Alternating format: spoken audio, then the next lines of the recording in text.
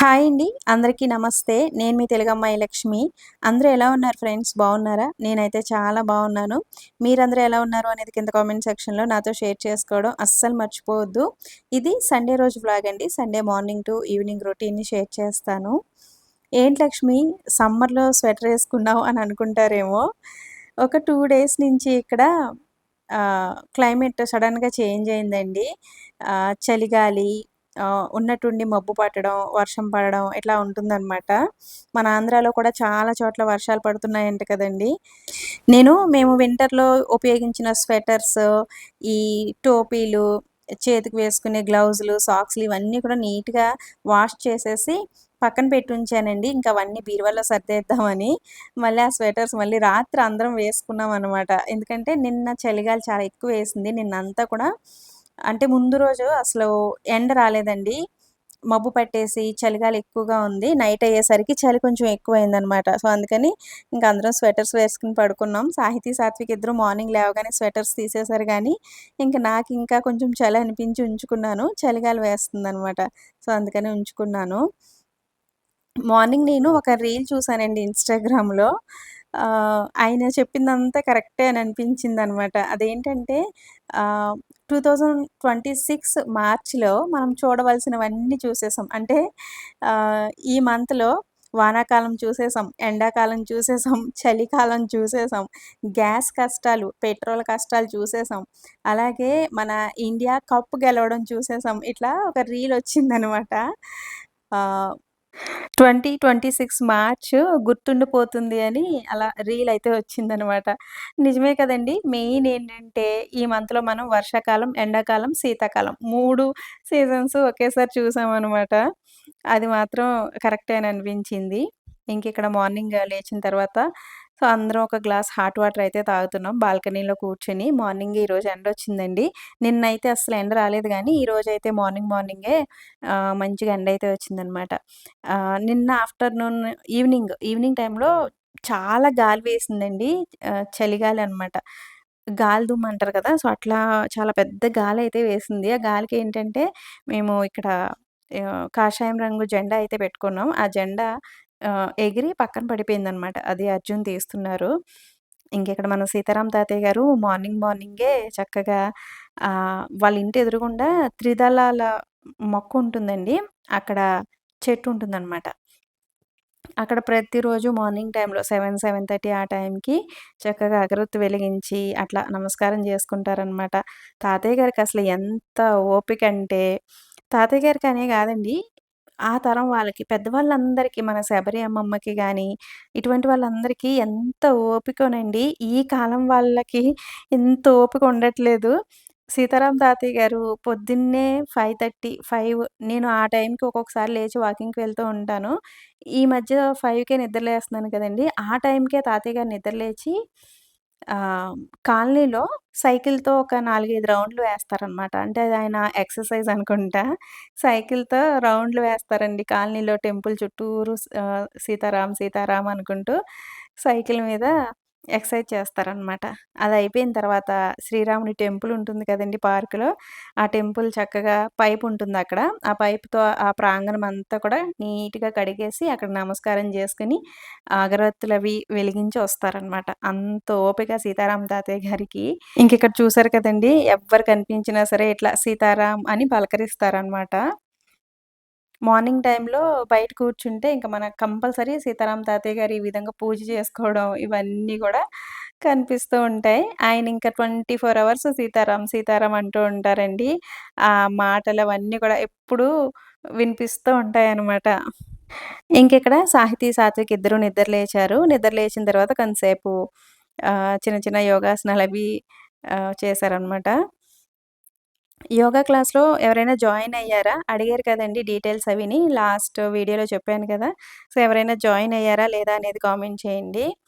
అది ఆహ్, free yoga class Monday నుంచి స్టార్ట్ అవుతాయండి. మీరు రిజిస్టర్ చేసుకొని ఉంచుకుంటే గనక మండే మీకు లింక్ వస్తదనమాట. మండే మార్నింగ్ అంటే మీరు ఏ టైం చూజ్ చేసుకుంటే ఆ టైంకి సో, లింక్ వస్తది. నేను ప్రెజెంట్ కొన్ని కారణాల వల్ల యోగాసనాలయితే చేయట్లేదు గానీ మెడిటేషన్ అయితే కంటిన్యూ చేస్తున్నానండి. మార్నింగ్, ఈవినింగ్ కూడా మెడిటేషన్ అయితే చేస్తున్నాను. సో, నైటు 9-9:30 వరకు మెడిటేషన్ క్లాస్ అయితే ఉంటదనమాట. అంటే మాకు ఆల్రెడీ మేము జాయిన్ అయ్యి చాలా రోజులయింది కాబట్టి మాకు ఎవ్రీ నైట్ మెడిటేషన్ క్లాస్ ఉంటుందండి. అది నే మార్నింగ్ కూడా మేము కంటిన్యూ చేస్తాననమాట నేనైతే. మార్నింగ్, ఈవినింగ్ మెడిటేషన్ క్లాస్ అయితే చేసుకుంటాను నేను. అర్జున్ అయితే ఇంక ప్రతిరోజు 5:30కి సో, యోగా క్లాస్ అయితే అటెండ్ అవుతూ ఉంటారు. ఈరోజు సండే కదండీ! సండే మార్నింగ్ బ్రేక్‌ఫాస్ట్‌లోకి నేను ఎగ్ నూడిల్స్ అయితే చేస్తున్నాను. చాలామంది ఈ ఎగ్ మ్యాగీ నూడిల్స్ చేయడానికి ఫస్టు మ్యాగీ బాయిల్ చేసేసుకొని తర్వాత చేస్తూ ఉంటారు గదండీ!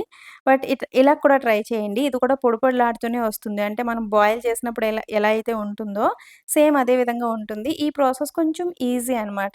మనం ఆనియన్స్, పచ్చిమిర్చి కట్ చేసుకొని ఆయిల్‌లో ఫ్రై అయిపోయిన తర్వాత కొంచెం జీలకర్ర కూడా వేసి ఫ్రై చేసుకోండి. ఫ్రై అయిపోయిన తర్వాత అందులో మనకి ఎన్ని కావాలో అన్ని ఎగ్స్ బీట్ చేసేసుకొని, ఇంకా ఎగ్స్ వేసిన తర్వాత కొంచెం ఉప్పు, కారం, ఉప్పు ఎక్కువ వేసుకోవద్దండి. సో, మసాలాలో ఉంటుంది గదా! చాలా తక్కువ వేసుకోండి. ఉప్పు, కారం అలాగే మ్యాగీ మసాలా ఉంటుంది గదా! అది కూడా వేసేసి మంచిగా కలిపేసి తగినంత వాటర్ వేసుకోండి. వాటర్ మరీ ఎక్కువ వేయొద్దు. తక్కువే వేసుకోండి. సో, వాటర్ వేసిన తర్వాత మనం నూడిల్స్ వేసేసుకొని కొంతసేపు మూత పెడితే చక్కగా ఈ విధంగా వచ్చేస్తదనమాట. మనకి ఇది మరి అంటే లిక్విడ్‌లాగా కొంతమంది ఇష్టపడరు ఎగ్ నూడిల్స్. ఇట్లా పొడి పొడిలాడితేనే ఇష్టం గదండీ! నేనైతే డైరెక్ట్ ఇట్లా చేసేస్తాననమాట. ముందే నూడిల్స్ బాయిల్ చేయనవసరం లేకుండా డైరెక్ట్ చేసేస్తా ఉంటాను. ఇలా అయితే మనకి టైమ్ సేవ్ అవుతుంది. చాలా ఫాస్ట్‌గా అయిపోద్దనమాట. మళ్ళీ ఈ నూడిల్స్ బాయిల్ చేయడానికి కొంచెం టైం వేస్ట్ అవుతుంది. అలా అవుతుంది కదండీ! అలా కాకుండా ఇంక డైరెక్ట్ ఇట్లా చేసుకోవచ్చు. అండ్ నాకైతే ఈ ఎగ్ నూడిల్స్ పైన ఎప్పుడైనా సరే చక్కగా ఆనియన్స్ అట్లా వేసుకొని పైన లెమన్ స్క్వీజ్ చేసుకొని తినడం ఇష్టం నాకు. ఈ Sunday special breakfast egg noodles అనమాట. ఎవ్రీ సండే సాహితీ, సాత్విక్ ఇద్దరు ఏం చేసి పెట్టమని అడుగుతారో బ్రేక్‌ఫాస్ట్‌లో అది చేయడానికైతే ట్రై చేస్తాను. ఇంకా ఈ సండే అంటే చాలా రోజులయిందిలెండి నూడిల్స్ ప్రిపేర్ చేసి. సో, అందుకని ఇంక ఈ సండే ఎగ్ నూడిల్స్ అయితే చేశాను. నూడిల్స్ ఈ మ్యాగీ నూడిల్స్ అంత హెల్తీ ఏం కాదండి. 2, 3 వీక్స్‌కొకసారి తినొచ్చు గానీ, రెగ్యులర్‌గా మాత్రం పిల్లలకి నూడిల్స్ అవి పెట్టొద్దు. ఈ నూడిల్స్ కంటే పాస్తా కొంచెం హెల్తీ అనిపిస్తది నాకు. ఎందుకంటే పాస్తాలో మనకి రాగి pasta, wheat pasta, multigrain pasta ఇవన్నీ అవైలబుల్ ఉంటాయన్నమాట. అవి యూజ్ చేస్తే అలాగే పాస్తా ప్రిపేర్ చేసుకుంటున్నప్పుడు మనం వెజిటబుల్స్ అవి ఎక్కువ యాడ్ చేసామనుకోండి, పాస్తా హెల్తీనే. బట్ నూడిల్స్ మాత్రం హెల్తీ కాదు. పిల్లలకి ఎక్కువగా చేసి పెట్టకపోవడమే మంచిది. ముఖ్యంగా ఆడపిల్లలకి. సాహితీ ఇలాంటి ఏజ్ ఉన్న ఆడపిల్లలకైతే ఇటువంటి నూడిల్స్, ఫాస్ట్ ఫుడ్ ఇటువంటివి అన్నీ కూడా పెట్టకపోవడమే మంచిది. పిల్లలకి ఈ ఏజ్ నుంచే మంచి ఫుడ్ హ్యాబిట్స్ అనేవి నేర్పించాలండి. అది కొంచెం కష్టమే. ఎందుకంటే బయట ఆహ్, ఫుడ్ అంతా కూడా పిల్లల్ని అట్రాక్ట్ చేస్తూ ఉంటుంది. మనం అసలు ఎంత పెట్టకూడదనుకున్నా సరే వాళ్ళు తినవలసినవి తింటూనే ఉంటారు. చాక్లెట్సు, బిస్కెట్సు ఈ విధంగా నూడిల్సు, కూల్ డ్రింక్సు ఇటువంటివి చాలా వరకు పిల్లల వరకు తీసుకురాకపోవడమే మంచిదండి. బట్ ఈ కాలంలో వీటన్నింటిని అవాయిడ్ చేయడం అనేది కొంచెం కష్టమే. బట్ మనం ట్రై చేయాలి. ఇంట్లో చేసిన ఫుడ్ పెట్టడానికే ట్రై చేయండి. ముఖ్యంగా ఆడపిల్లలకి ఆహ్, ఫాస్ట్ ఫుడ్ అనేది అస్సలు అలవాటు చేయొద్దు. బేకరీ ఐటెమ్స్ గానీ, కూల్ డ్రింక్స్ గానీ, ప్యాకెట్ ఫుడ్ గానీ, అలాగే ఆయిల్‌లో డీప్ ఫ్రై చేసే చిప్సు, బజ్జీలు, చల్ల పునుకులు ఇటువంటివి కూడా పిల్లలకి పెట్టకపోవడమే చాలా మంచిదండి. ఎప్పుడైనా ఒక్కసారి ఓకే గానీ, రెగ్యులర్‌గా మాత్రం బయట ఫుడ్ అస్సలు తిననివ్వద్దు. ఈ మధ్య కాలంలో ఆడపిల్లలు చాలా తొందరగా మెచ్యూర్ అవ్వడం, అలాగే మెచ్యూర్ అయిన తర్వాత వాళ్ళకి పీసీఓడీ, పీసీఓఎస్, హార్మోనల్ చేంజెస్ ఇట్లా చాలా రకాల ప్రాబ్లమ్స్ ఈ ఫుడ్ హ్యాబిట్స్ వల్లే వస్తున్నాయండి. ముఖ్యంగా bakery items, cool drinks, fast food, పిజ్జాలు, బర్గర్‌లు వీటి వల్లే ఎక్కువగా ఈ హార్మోనల్ ఇంబాలెన్స్, ఈ గైనిక్ ప్రాబ్లమ్స్ ఇవన్నీ కూడా ఎక్కువయ్యాయండి. సో, అందుకనే పిల్లలకి చిన్నప్పటి నుంచే మంచి హెల్తీ ఫుడ్ హ్యాబిట్స్ అనేవి నేర్పించాలి. ఇంకా ఈ గుడ్లు, చికెను ఇవి కూడా ఎదిగే పిల్లలకి పెట్టకూడదు అని అంటున్నారు కదండీ! ఇవైతే తప్పట్లేదండి నాకు. ఎందుకంటే మేము వారానికి ఒకసారే తెచ్చుకుంటాము. అది కూడా ఇక్కడ ఇంకా చికెను, మటను ఇవే ఎక్కువగా దొరుకుతాయి కాబట్టి ఎక్కువగా ఎవ్రీ సండే చికెనే ఎక్కువగా ఉంటుందనమాట. మేమెక్కువగా లేయర్ కోడి తెచ్చుకుంటూ ఉంటామండి. అంటే ఫారం కోడి అంటారు కదా! అదనమాట. ఈ బ్రాయిలర్ కోడి కంటే గూడా అది చాలా హెల్తీ పిల్లలకి. సో, అందుకని ఎక్కువగా అదే తెచ్చుకుంటూ ఉంటాము. అదిక్కడ ఒక్కొక్కసారి దొరుకుతది, ఒక్కొక్కసారి దొరకదు. అది దొరకని టైంలో ఇంకా నార్మల్ చికెనే తెచ్చుకుంటామనమాట. ఇంకా పిల్లలకైతే మార్నింగ్ టైమ్‌లో కంపల్సరీ ఒక ఎగ్ అయితే బాయిల్ చేసి ఇస్తానండి. అది ఇంక వాళ్ళకి చిన్నప్పటి నుంచి అలవాటయిపోయింది. ఒక ఎగ్ అలాగే ఒక గ్లాస్ రాగి జావ కంపల్సరీ మార్నింగ్ బ్రేక్‌ఫాస్ట్‌లో ఉంటుంది. మనం ఫుడ్ విషయంలో ఎంత జాగ్రత్తగా ఉన్నా, ఎంత హెల్తీగా ఉన్నా సరే, మనకి హెరిడిటరీగా అంటే వంశపారంపర్యంగా కొన్నొస్తూ ఉంటాయి కదండీ! అవి మాత్రం మనం ఎంత హెల్తీగా తిన్నా సరే వస్తాయేమో అని అనిపించింది నాకు. ఎందుకంటే ఈ మధ్య కాలంలో నేనది ఎక్స్‌పీరియన్స్ చేశానండి.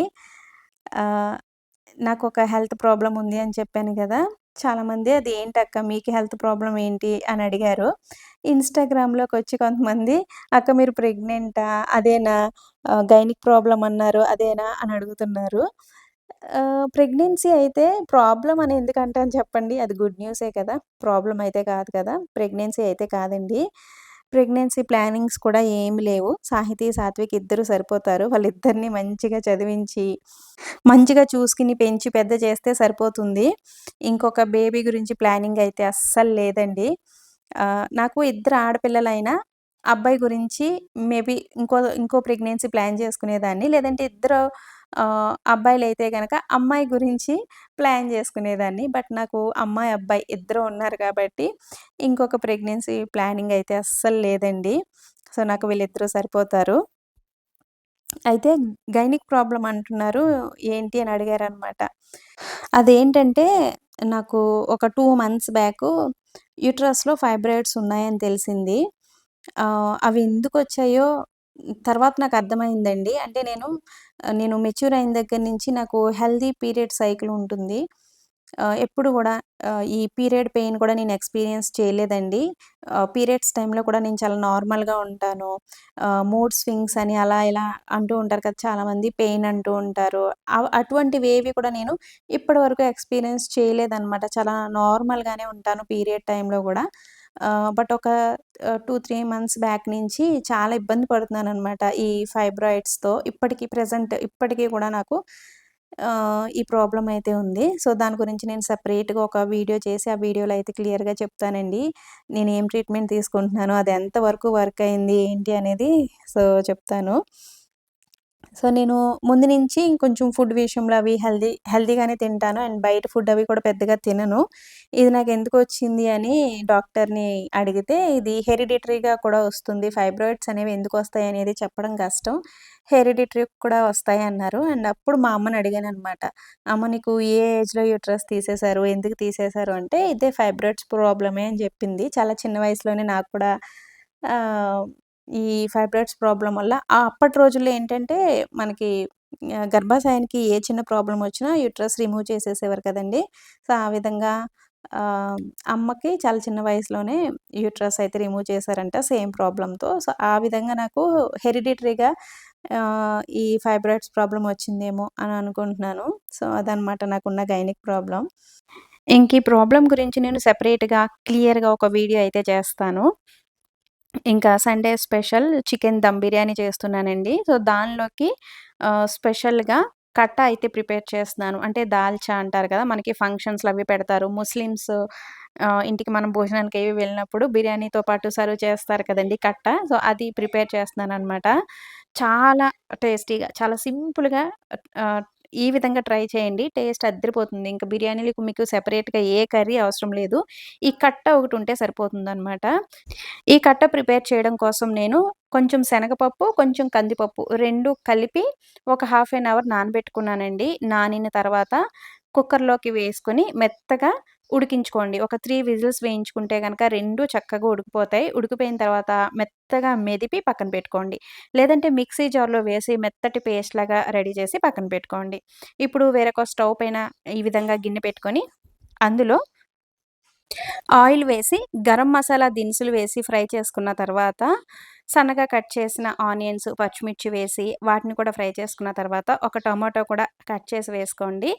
నెక్స్ట్ అందులో కూరగాయ ముక్కలండి. అంటే నేనిక్కడ ఆనపకాయ తీసుకున్నాను. ఆనపకాయ ఒక్కటే ఉంటే సరిపోతుంది. మీ దగ్గర బ్రింజాల్ కూడా అవైలబుల్ ఉంటే గనక 1, 2 వంకాయలు కూడా సన్నగా కట్ చేసి వేసుకోవచ్చు. ఆనపకాయ ముక్కలు, వంకాయ ముక్కలు వేసిన తర్వాత అందులో కొంచెం అల్లం వెల్లుల్లి పేస్టు, ఉప్పు, కారం, కొంచెం పసుపు కూడా వేసి స్పైసెస్ ఆ ముక్కలకి బాగా పట్టేలాగా కలుపుకున్న తర్వాత అందులో వాటర్ వేసుకోవాలి. నేను బాస్మతి రైస్ ఉడికించిన వాటర్ అయితే వేశానండి. అదే విధంగా మీరు చికెన్ గానీ, మటన్ గానీ ఉడికించిన వాటర్ ఉంటుంది కదా! ఆ వాటర్ గూడా వేసుకోవచ్చనమాట. ఈ విధంగా మనం బాస్మతి రైస్ ఉడికించిన వాటర్ గానీ, చికెన్ వాటర్ గానీ, మటన్ వాటర్ గానీ వేసుకోవడం వల్ల ఈ కట్టాకి మంచి ఫ్లేవరు, మంచి టేస్టు ఉంటుందండి. నార్మల్ వాటర్ వేయడం కంటే కూడా ఈ విధంగా బాస్మతి రైస్ ఉడికించిన వాటర్ అవి వేయడం వల్ల కట్టా టేస్ట్ చాలా బావుంటుందనమాట. కూరగాయ ముక్కలు, ఉప్పు, కారం ఇవన్నీ వేసుకున్న తర్వాత మనం ఉడికించి పెట్టుకున్న పప్పు కూడా వేసేసి, తగినంత వాటర్ వేసి, మనం వేసిన ఆనపకాయ, వంకాయ, అలాగే టమాటో ముక్కలు ఇవి ఉడికే వరకు ఒక 5-10 మినిట్స్ ఉంచుకున్న తర్వాత, అందులో తగినంత చింతపండు పులుసు వేసేసి, మీకు కావాల్సిన కన్సిస్టెన్సీని బట్టి అందులో వాటర్ కూడా వేసేసుకొని మంచిగా మరగనివ్వండి. కొత్తిమీర వేసేసి మంచిగా మరగనివ్వండి. ఈ దాల్చా మనకి ఎంత మరిగితే టేస్ట్ అంత బావుంటుందనమాట. ఇంకిక్కడ ఒక పక్కన చికెన్ దమ్ బిర్యానీ కూడా రెడీ అయిపోయింది. అలాగే ఒక పక్కన ఈ కట్టా కూడా రెడీ అయిపోయిందండి. ఫైనల్‌గా లాస్ట్‌లో కొత్తిమీర వేసుకొని దించేసుకుంటే చాలా టేస్టీగా ఉండే సింపుల్‌గా అయిపోయే కట్ట రైస్ ఐటెమ్స్‌లోకి, బిర్యానీ ఐటెమ్స్‌లోకి చాలా బావుంటుంది. తప్పకుండా ట్రై చేయండి. ఇది మనకి ఎంత మరిగితే అంత టేస్ట్ అనమాట. సో, కన్సిస్టెన్సీ ఇలా ఉంటే సరిపోతుంది. మరీ పలచగా కాకుండా, అలాగే మరీ థిక్‌గా కాకుండా ఇట్లా ఉండాలనమాట. సో, చాలా టేస్టీగా ఉంటుంది. ఇంకా పెరుగు కానీ, పెరుగు చట్నీ గానీ మా వాళ్ళు వద్దన్నారనమాట. ఇంకా కట్ట ఉంటే మా పిల్లలకి చాలా ఇష్టమండి. అది వేసుకొని తినేస్తారు. ఇంకేం అవసరం లేదు. ఇంకా కొంచెం సలాడ్ అంటే కీర, ఆనియన్స్ అన్నీ కూడా కట్ చేసి పెట్టాను. ఇంకా నలుగురం కూర్చొని భోజనాలైతే చేస్తున్నాము.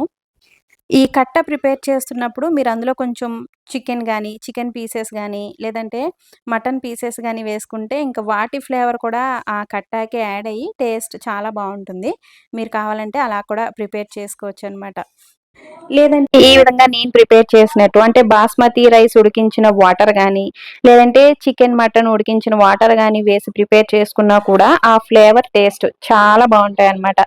బిర్యానీ ఐటెమ్స్‌లోకి, పులావ్ ఐటెమ్స్‌లోకి లేదంటే వెజిటబుల్ బిర్యానీ అటువంటి రైస్ ఐటెమ్స్‌లోకి గూడా ఈ కట్ట బెస్ట్ కాంబినేషన్ అండి. ఇంకే కర్రీ పెరుగు చట్నీ కూడా అవసరం లేదనమాట. ఈ కట్ట ఒకటి ఉంటే సరిపోతుంది. అండ్ తప్పకుండా ట్రై చేయండి. టేస్ట్ అయితే అద్దిరిపోయింది. మా పిల్లలు కూడా ఎంజాయ్ చేస్తూ తిన్నారు. ఇంకా భోజనాలయిపోయిన తర్వాత కొంచెం క్లీనింగ్ పనైతే చేసుకుంటున్నామండి. మేము టీవీ చూస్తాం కదా! ఈ రూమ్‌లో షెల్ఫ్‌లు ఇవన్నీ కూడా ఎలా పడితే అలా ఉన్నాయన్నమాట. అవన్నీ కూడా తీసి క్లీన్ చేసుకుంటున్నాం. ఉగాది ముందే ఈ క్లీనింగ్ అంతా చేసుకుందాం అని అనుకున్నాం గానీ, ఇంక అప్పుడు నాకు కొంచెం హెల్త్ బాగోకపోవడం, అర్జున్ కూడా కొంచెం బిజీగా ఉండటం వల్ల అప్పుడు క్లీనింగ్ చేసుకోవడం అయితే కుదరలేదన్నమాట. ఇంక ఈ సండే కొంచెం ఫ్రీగా ఉన్నాము అని ఈ క్లీనింగ్ అంతా ఇప్పుడైతే స్టార్ట్ చేశాము. నేను సాహితీ, సాత్విక్ ఇద్దరు పుట్టకముందు కర్ణాటకలో ఉన్నప్పుడు అసలు ఎన్ని హోమ్ డెకరేటివ్ ఐటెమ్స్ చేసేదాన్నో అండి. ఇవి చూస్తున్నారు కదా! సాత్విక్ చేతిలో ఉంది. ఇది దీన్ని జూలా వైర్ అంటారండి. మ్యాక్రమ్ వైర్ అని కూడా అంటారనుకుంటా. ఈ వైర్‌తో అసలు ఎన్ని డెకరేటివ్ ఐటెమ్స్ చేసేదాన్నో. ఇది ఫ్లవర్ వేస్ టైప్ అనమాట. మధ్యలో మిర్రర్ ఉంటుందండి. ట్రాన్స్‌ఫర్‌లవి అవుతున్నప్పుడు మాకేంటంటే ఆ మిర్రర్ పగిలిపోయింది. అలాగే ఈ వైర్‌తో నేను ఈ విధంగా ఉయ్యాలలు కూడా అల్లేదాన్ననమాట. ఈ ఉయ్యాలలో ఒక 4, 5 వెరైటీస్ అల్లేదాన్నండి. ఇవేంటంటే మనం ఇంటి మధ్యలో తగిలించుకొని టెడ్డీ బేర్ లాంటివి పెట్టుకున్నామనుకోండి అసలు లుక్ అదిరిపోతదనమాట. చాలా బావుంటాయి. కర్ణాటకలో ఎక్కువగా ఇవి ప్రిపేర్ చేస్తా ఉంటారు. సో, ఇదొక రకం ఉయ్యాల. అలాగే దీని కింద ఇంకోటుంది చూపిస్తాను. ఇవి ఇక్కడ పెట్టుకోవడానికి లేక నేనొక బ్యాగ్‌లో పెట్టేసి ఉంచేసాననమాట. ఇక్కడెక్కడ కూడా ఇవి తగిలించుకోవడానికి హుక్స్‌లవి లేవనమాట. అందుకని ఇక్కడైతే పెట్టలేదు. ఇదొక టైపు ఉయ్యాలండి. పైన, కింద ఉన్నాయి కదా! అవి మనం కుక్కర్ గ్యాస్ కట్స్ ఉంటాయి గదా! రబ్బర్‌వి. సో, వాటితో అల్లిన ఉయ్యాలనమాట ఇది. ఇది కూడా చాలా బావుంటుంది. చాలా సింపుల్‌గా అల్లేయొచ్చండి. సో, పెళ్ళికి ముందు ఇటువంటివన్నీ అంటే పెళ్ళికి ముందు గాదు. పిల్లలు పుట్టకముందు ఇటువంటివన్నీ చాలా ఫ్రీగా ఉండేదాన్ని గదా! అర్జున్ ఆఫీస్‌కి వెళ్ళిపోయిన తర్వాత ఇంక బోర్ కొట్టకుండా ఇటువంటివన్నీ చేసేదాన్ని. ఇది చూసారా గణేష్ ఫేస్ అనమాట.